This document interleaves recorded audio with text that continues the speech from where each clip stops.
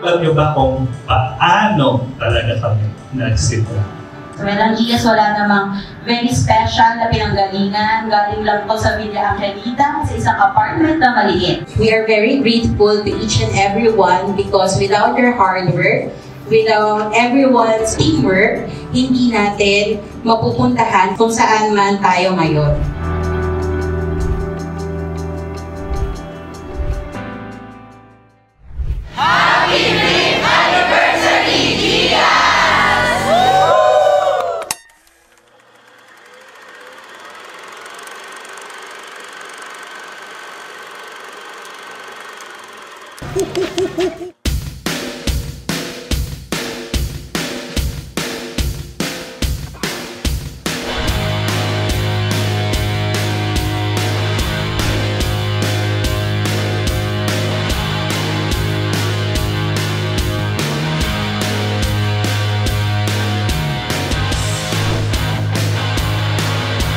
Okay lang mapagod physically, pero huwag kayong mapapagod na umasa na someday, somehow, kung ano man yung mga wishes and mga future goals mo, eventually, you get there na.